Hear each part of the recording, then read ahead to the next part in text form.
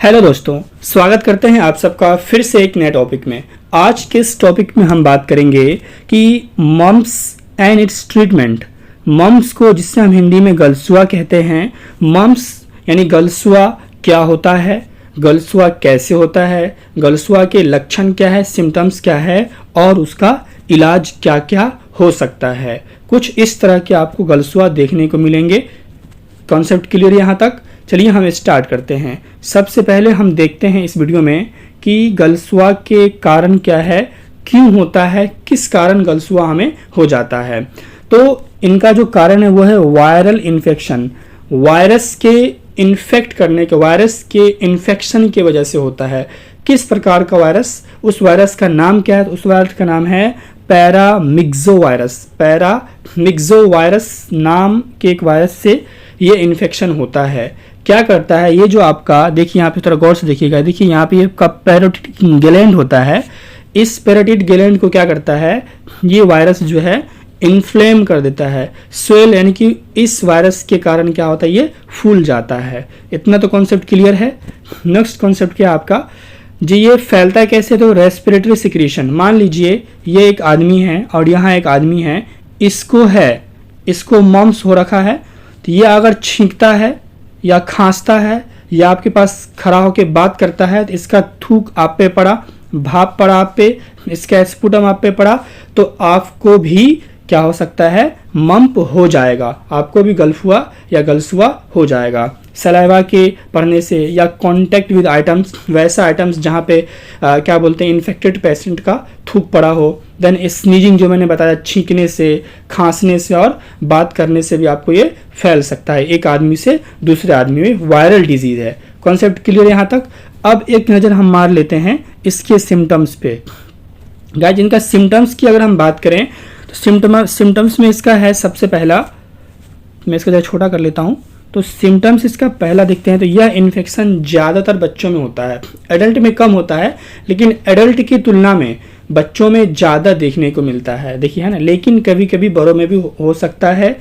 तीसरा पॉइंट इसमें सिम्टम्स में, लक्षण में, कि इसका इंक्यूबेशन पीरियड जो है 14 से 21 दिनों तक रहता है। अब इंक्यूबेशन पीरियड क्या होता है, किसी भी माइक्रो ऑर्गेनिजम्स को जो डिजीज़ को ग्रोथ करने में जितना समय लगता है, यानी कि कितने दिनों में वो बीमारी होता है ना, कितने दिनों में उत्पन्न होता है बीमारी, उसको हम लोग क्या कहते हैं, इंक्यूबेशन पीरियड कहते हैं। तो जो ये आपका वायरल इन्फेक्शन जो मम्प्स कराता है वो 14 दिन में भी इन्फेक्ट करता है या 21 दिनों के अंतराल वो इन्फेक्ट कर जाता है इंसान को। इसका सूजन 7 से 10 दिनों तक रहता है। अगर आपको मम्प्स हो गया है तो आपको जो है कंटिन्यूसली ये या तो 7 दिन तक आपका गाल फुला रहेगा या 10 दिनों तक रहता है, उसके बाद ये खत्म हो जाता है। सूजन से पहले बुखार, बदन दर्द होता है। सूजन होने से पहले, गाल फूलने से पहले आपको बुखार आएगा और बुखार के साथ साथ बदन आपका दर्द भी करेगा। देन उसके बाद है कि बुखार आने के 24 घंटा बाद सूजन हो जाएगा। जैसे बुखार आएगा, जैसे आज बुखार आया तो कल का, जैसे आज 6 बजे बुखार आया तो कल 6 बजे आपका गाल फूल सकता है। देन जब से गाल फूलेगा तो खाना चबाने में दिक्कत हो सकती है।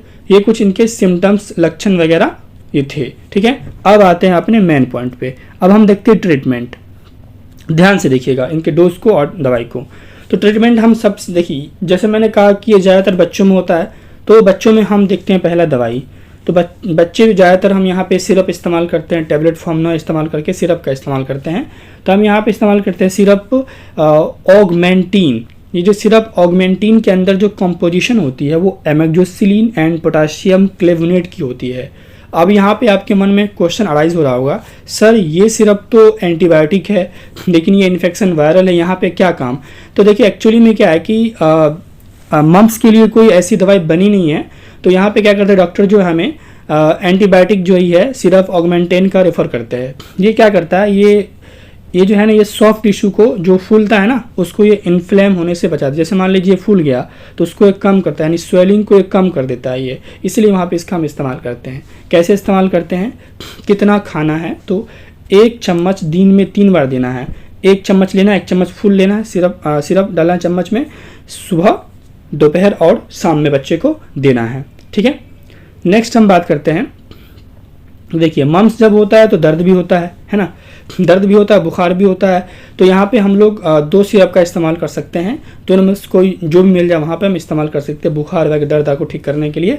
तो देखिए सिरप एसिक्लोफिनेक एंड पैरासीटामोल का कॉम्बिनेशन होता है। देखिए एसिक्लोफिनेक जो दर्द के लिए और पैरासीटामोल जो बुखार वगैरह ठीक करने के लिए होता है। या तो आप एसिक्लोफिनेक और पैरासीटामोल कॉम्बिनेशन यूज़ कर सकते हैं, या पैरासीटामोल एंड मिफेनेमिक एसिड का कॉम्बिनेशन के सिरप का आप इस्तेमाल कर सकते हैं, ठीक ना। सस्पेंशन का कैसे पिलाना होता है बच्चों में, तो 1 चम्मच दिन में 3 बार, जैसे मैंने बताया 1 चम्मच दिन में 3 बार, सुबह दोपहर और शाम। कॉन्सेप्ट क्लियर है। नेक्स्ट बढ़ते हैं। नेक्स्ट यहाँ पे हम जो है एक विटामिन का भी हम लोग सिरप इस्तेमाल करते हैं बच्चों में। तो यहाँ पे जो सिरप बिकोस्यूल्स इस्तेमाल करते हैं हम लोग, इसमें क्या पाया जाता है, तो विटामिन बी कॉम्प्लेक्स साथ साथ विटामिन सी भी होता है। बी कॉम्प्लेक्स भी होता है और विटामिन सी भी इस सिरप में पाए जाते हैं। तो इसका डोज हम कैसे इस्तेमाल करते हैं, तो 5 दिन हमें कंटिन्यू जो है सुबह शाम यानी कि बीडी पिलाना है हमें, एक दिन में 2 बार। 5 दिन कंटिन्यू एक दिन में 2 बार सुबह शाम हमने इस दवाई को पिलाना है। कॉन्सेप्ट क्लियर है। तो ये जो 3-4 दवाई थी ये बच्चों में हम इस्तेमाल करते हैं जब आपके बच्चे को मम्स या जिसको आप गलसुआ कहते हैं वो हो जाता है। तो कॉन्सेप्ट क्लियर है। नेक्स्ट बढ़ते हैं हम। जैसे मैंने कहा कि कभी कभी आपको एडल्ट में बड़े लोगों में भी गलसुआ देखने को मिल जाते हैं, तो वहाँ पे हम लोग टैबलेट का इस्तेमाल करते हैं। तो पहला टैबलेट हमारा है टैबलेट मोक्सिकाइंड सीबी। अब टैबलेट मोक्सिकाइंड सीबी के अंदर ये भी एंटीबायोटिक है ना, तो टैबलेट मोक्सिकाइंड सीबी के अंदर पाए जाते हैं एमेक्सोसिलिन एंड पोटासियम क्लेवुनेट 625 mg के क्वांटिटी में, ठीक है। दूसरा जो अब ये भी स्वेलिंग को कम करने के लिए है ना। दूसरा जो आपका टैबलेट जीरोडोल एसपी, ये वही बुखार वगैरह और दर्द को कम करने के लिए हम लेते हैं टैबलेट जीरोडोल एसपी, जिसमें कि एसिक्लोफिनोल पैरासीटामोल एंड सीरोटियोपेप्टाइड का इस्तेमाल इसमें होता है। तो इसका जो डोज है कितना हमें लेना होता है, तो 1 गोली सुबह शाम, 1 टैबलेट सुबह शाम यानी कि बीडी, यानी एक दिन में 2 बार सुबह और शाम। तो ये कॉन्सेप्ट क्लियर हो गया कि एडल्ट में हम इन दवाइयों का इस्तेमाल करते हैं। अब यहाँ पे कुछ गाइस लास्ट में हम डॉक्टर हमें कुछ इंस्ट्रक्शन देते हैं जिससे कि आप गलसुआ से बच सकते हैं या गलसुआ के दौरान भी इसका आप इस्तेमाल कर सकते हैं। पहला है कि मेंटेन ओरल हाइजीन।